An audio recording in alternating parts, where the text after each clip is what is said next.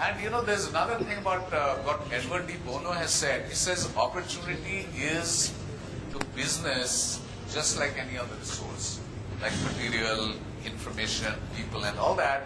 However, it exists only if you see it. If you don't see the opportunity, it's not there, right? So creativity is also about perception. It's about seeing opportunity. Basically, what are you seeing right now? What shape are you seeing? It's, yeah, but what's the geometrical shape? Circle. What are you seeing? What's the shape you're seeing? Triangle. And what are you seeing? What's the shape you're seeing? Square. Circle, triangle, square. What's the truth? What is it? What is it? Is it a circle? Is it a triangle? Is it a square? What is it? So, you know, that's the point. You know, our perceptions are often locked in a certain way. Opportunities sitting here, sitting there, so can we consciously break that? Okay, coming back to our impact, see, it's not enough to talk now just about value for money, but can we talk about value for money for many? This is the need of the hour. C.K. Prahlad, who inspired the Tata Nano, used to talk of what? Bottom of the, what's that?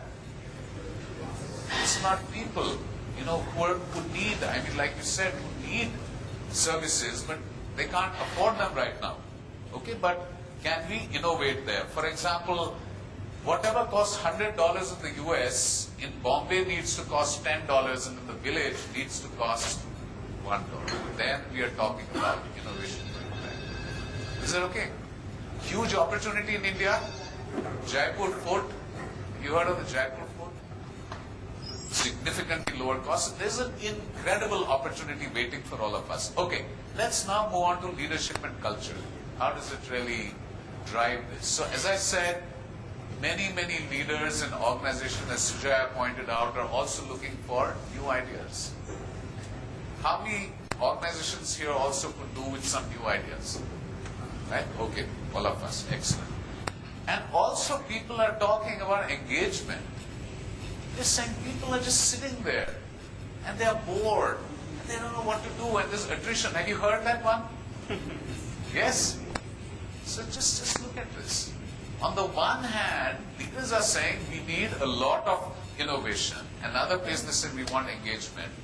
And here's a story. We were working with an organization here for improving innovation, and their retention levels went up.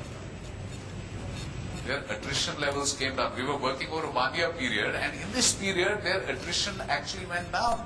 They said, but we don't have any, we weren't doing anything about attrition. We never had any HR schemes for enhancing engagement. Then what happened?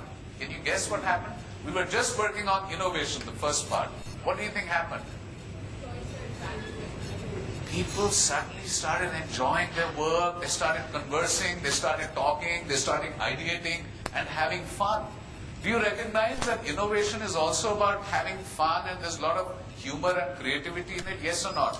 And that humor and creativity are linked? So I think just make this connection, make the connection, and remember people are sitting on a humongous amount of ideas. There's a huge gold mine of ideas sitting out there in your organization. And the challenge for us is, how do we tap this?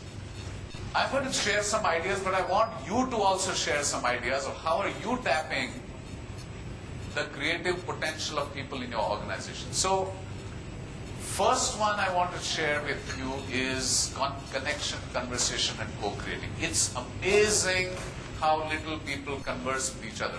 What was happening before we started this session? What was going on? What was happening in this room? When Sujay said that let's wait and have some coffee, what was happening? Conversation. How many of you found those valuable in some way or the other? Okay, almost every hand is going up. Can we foster conversation? How many of you have heard of Dr. Harrison Owen? Anyone? Okay, Anu has heard, my colleagues. Dr. Harrison Owen he did something like this. He worked very hard like Sujaya to organize an HR conference in the United States. He worked for 1 year, called the speakers, called everyone together, and did a beautiful conference. And then he took feedback, like we do all our HR, all of us take feedback. And in the end he said, which sessions did you find the most valuable? And they all said the coffee breaks. And you know what? He said, why is it that they're finding the coffee breaks so useful? And not these, Gyan sessions and all that. Because, can you tell me why? Connection, conversation, co-creation, ideas, sir, I am doing this, what are you doing? Oh, you're doing that. Okay, suddenly all these connections are happening and you're getting ideas that you didn't get before the conversation. As consultants, as people who serve organizations, we hear one thing over and over again: silo, silo, silo. Marketing is not talking to R&D, R&D is not talking to production. Yes, how many of you have this silo thing? Yeah? That's it. Right?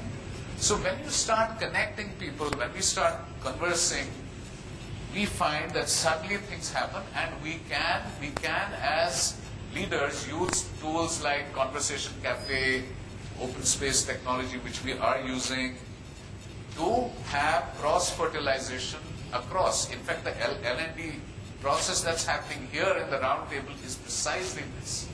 It's